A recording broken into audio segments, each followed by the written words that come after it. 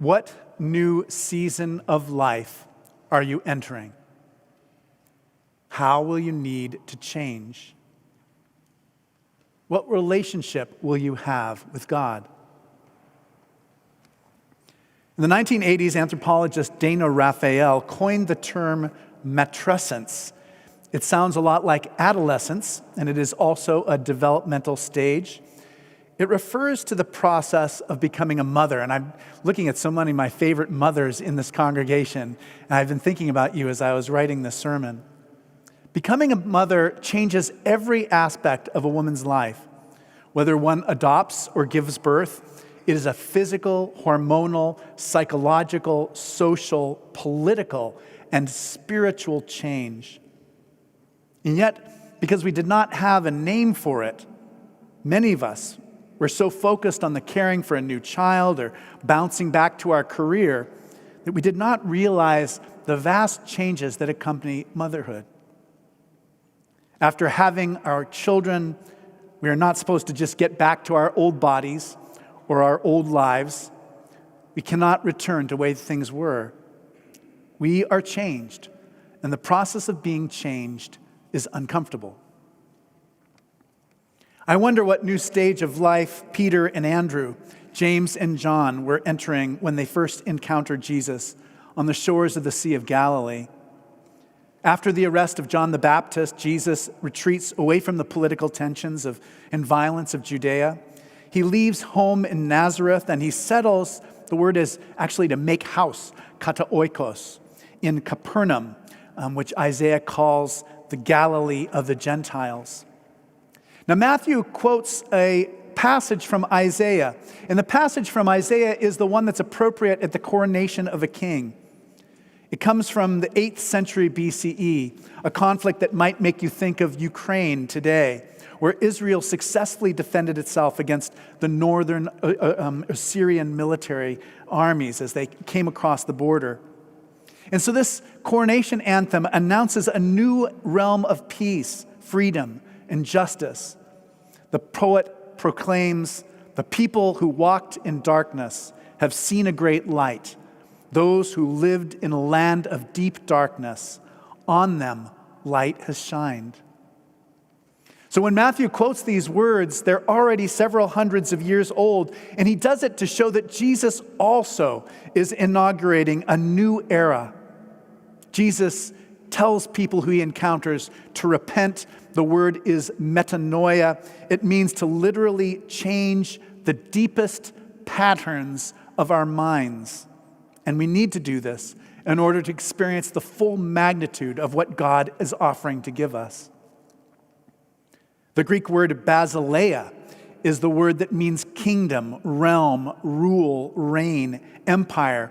And Jesus baldly compares the brutality and greed of the Roman Basileia with a new heavenly Basileia, the kingdom of God, in which all people will be liberated from oppression. Now, for 30 years, I've studied this passage, and if you look at the front cover of your bulletin, you'll get the same impression that I had for 30 years. And this is the first time this week in reading it that I realized something was different about the reading that I'd never noticed before. The Greek word means that Peter and Andrew were very different in their mode of life than James and John. Peter and Andrew were wading in the shallow waters with a net that you'd throw to catch small amounts of fish. So they were poor, very poor. And this wasn't the kind of job that you could do all year round. It was kind of a part-time job. They probably put other part-time gigs together just to be able to make it by. James and John, however, come from a higher social class. They're the ones who are in the picture in your bulletin. They are sitting in a boat, which is kind of their family business with their father. They own this boat, and so they can drag the net across the lake, and they catch much larger catches of fish. Both sets of brothers, though, would have depended on a kind of license. They had to buy the right to fish in the Sea of Galilee, and the Roman government would take a substantial tax from them. They both were two pairs of brothers who were fully aware of the power of the Roman armies. And this might have given us a hint of their state of mind when Jesus says simply, "Follow me, and I will make you fish for people." My friend Matt Bolton points out that there are two ways of reading this. The first is that we just take it at face value. Jesus simply says two words, and they drop everything and follow him miraculously. Or second, he suggests that perhaps the brothers are already feeling a kind of dissatisfaction with their lives. Perhaps they already are dreaming of something better. The Greek word to leave that's in this passage is aphiemi, and it means also to be freed from debt, from slavery, from sin.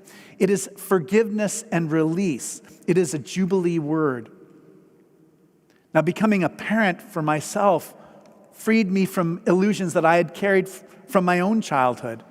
It opened up a deeper experience of love. It taught me about cooperating, and that ultimately, in the very difficult things, we can depend on God's grace. So Jesus does not tell these fishermen to believe something or to join a political party or to defend a constitution. He just says, follow me. Walking alongside Jesus has been one of the greatest blessings of my life, especially in moments of change. And this morning, I want to say and remind us all simply to follow him. When Heidi and I fell in love, we didn't really understand each other. We were from such different worlds. And we realize in retrospect that falling in love is what happens first, and understanding the person is what happens next. So you don't need to know and understand Jesus perfectly. We come to understand the person that we love through loving them. For this reason, the preacher Frederick Buechner writes, faith is the word that describes the direction our feet start moving when we find that we are loved. Faith is stepping out into the unknown with nothing to guide us but a hand just beyond our grasp. Elsewhere, Buechner writes about the sense of Jesus directing us in our lives, almost a sense of Jesus' physical presence as a hand on our shoulder, as a voice in our heart. And it's been the case for me as I try to listen to Jesus. Today on the forum, I talked to Dr. Keltner. He's a psychologist from UC Berkeley about his book, Awe. And after studying the expressions of awe in 26 different cultures, Keltner believes it's a fundamental part of being human, of experiencing meaning. He describes awe as an encounter with the vast mystery beyond our understanding. It is when we become free of our ego in the face of something that's far greater than us. And it is the primary source of our happiness. I think awe is what led Peter and Andrew, James and John to follow Jesus. And I think it's what leads a lot of us to follow Jesus. Now, wonder is not exactly the same thing as awe. Wonder is almost like awe is what happens in the moment. Wonder is kind of our response to thinking, how did that happen? But the scientist Rachel Carson, the woman who wrote Silent Spring, has this wonderful little book about wonder. And in it she writes this: if I had influence with the good fairy who is supposed to preside over the christening of all children, I should ask that her gift to each child in the world be a sense of wonder so indestructible that it would last throughout life as an unfailing antidote against the boredom and disenchantments of later years, the sterile preoccupation with things that are artificial, the alienation from the sources of our strength.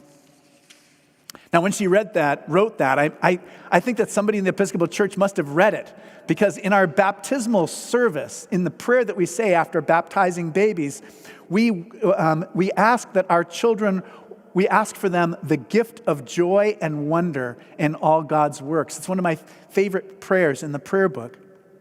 For me, awe is the experience of that intuition that we are loved by God.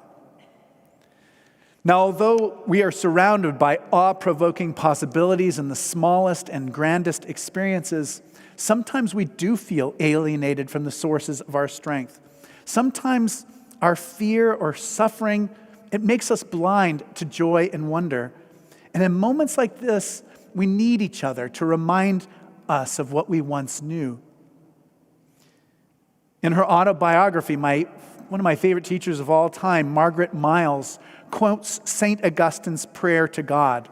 So this is what he says: "O God, you will bear us up. Yes, from our infancy until our hair is gray, you will bear us up. Let us return to you, Lord, so that we may not be overturned.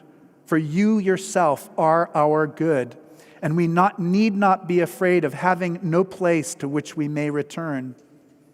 Augustine repeats, return. Return to the source of life. Jesus himself calls you to come back. Return to your heart. I want to conclude with a poem and a blessing, and then with a short experience that I want to share with you. This is the blessing. It comes from the poet JohnODonohue, and it was a gift that Ellen Clark King gave to me in our second Christmas together. In out-of-the-way places of the heart, where your thoughts never think to wander, this beginning has been quietly forming, waiting until you are ready to emerge. For a long time, it has watched your desire, feeling the emptiness growing inside you, noticing how you willed yourself on, still unable to leave what you had outgrown. It watched you play with the seduction of safety and the gray promises that sameness whispered, heard the waves of turmoil rise and relent, wondered, would you always live like this? Then the delight, when your courage kindled, and out you stepped onto new ground, your eyes young again with energy and dream, a path of plenitude opening before you. Though your destination is not yet clear, you can trust the promise of this opening. Unfurl yourself into the grace of beginning that is at one with your life's desire. Awake your spirit to adventure.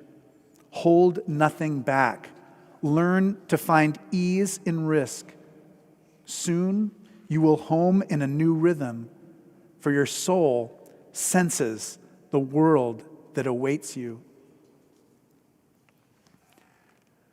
Now, although I looked really cool on the outside, on the day that Heidi gave birth to our first child, I was terrified that she was not going to make it. She'd had her first labor pains 3 days before, and she'd been in excruciating pain for 40 hours, 70 hours, I don't even know how many. And at this point, she was shivering and shaking with fear and cold in the operating room with a massive incision across her abdomen. But when we took that little baby and we laid it by her chest, I looked in her eyes and I could see that she had become a mother. She had become something stronger and newer than anything I'd ever seen. And I knew her in a new way. We have walked in darkness and seen a great light. The deepest patterns of our minds are being transformed by Jesus and his nearby realm of heaven. What new season of life are you entering? How will you need to change? What is coming to birth in you?